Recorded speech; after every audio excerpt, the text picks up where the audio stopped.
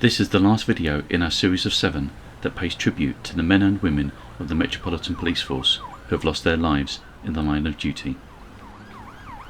There are 21 police memorials in the London area, and we will look at each of them in chronological order, 3 per video. If I've missed any that you feel should be included, please accept my apologies and let me know in the comments. In this video, we will look at the story of an officer who lost his life accidentally whilst in pursuit of armed robbers, and our most recent story of an officer who lost his life in a terrorist attack on the Houses of Parliament. Our first story involves the death of an officer in West London who lost his life responding to a 999 call on a rainy night in October 1999. This is the story of the tragic death of PC Kulwant Sudhu.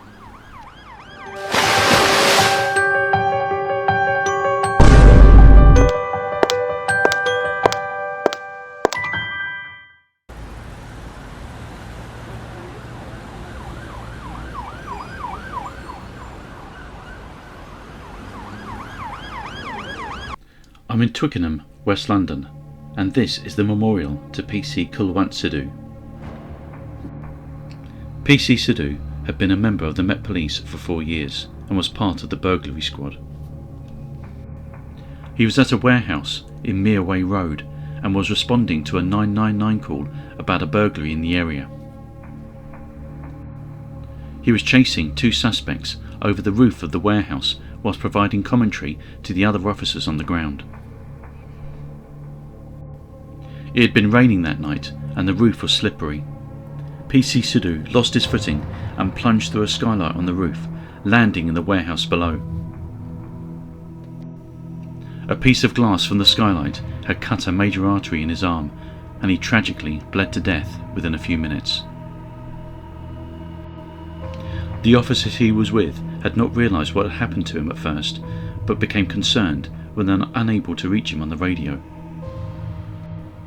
He was found an hour later when other officers found the hole in the roof and saw him below.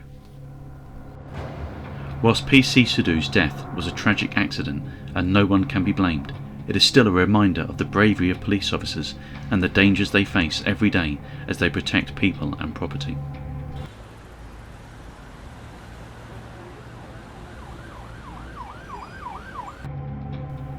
This is the memorial to PC Gary Toms.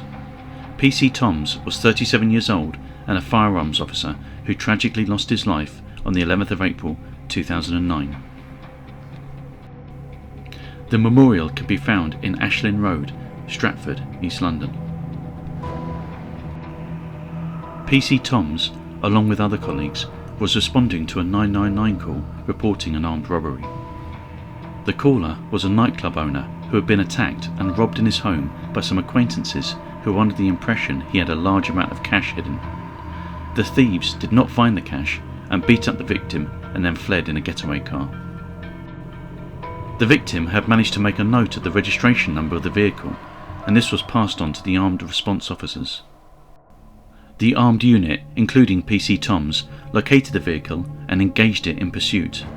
After a high-speed chase, the getaway car made the mistake of driving down Ashlyn Road, a cul-de-sac, and realising their mistake, the robbers attempted to get past the police car, blocking their escape. It was during this manoeuvre that PC Toms suffered a fatal head injury when he was thrown from his car. He died 6 days later in hospital when his life support machine was switched off.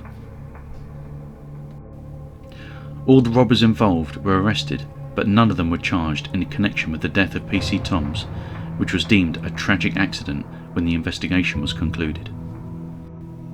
The 4 men involved were sentenced to a total of 23 years for the robbery and assault.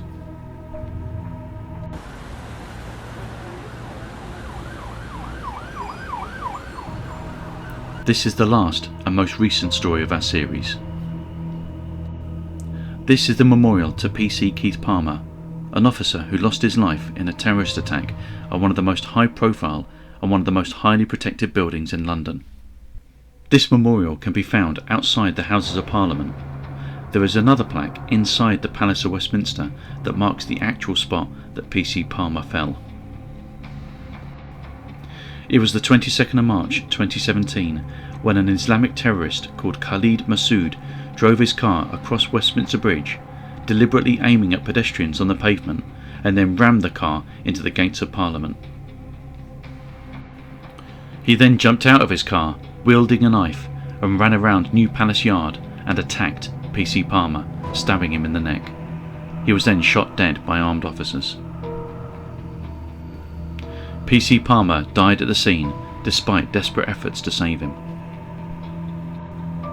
5 members of the public on the bridge were also killed after being struck by Massoud's car, with some being knocked from the bridge and falling down into the Thames. More than 50 people were also injured during the attack. There are now bollards positioned along Westminster Bridge to help prevent another similar attack taking place. Thanks for watching this series. It is important to remember these officers and others like them and pay tribute to their courage and sacrifice as they put themselves in harm's way every day of their working lives for the protection of the general public.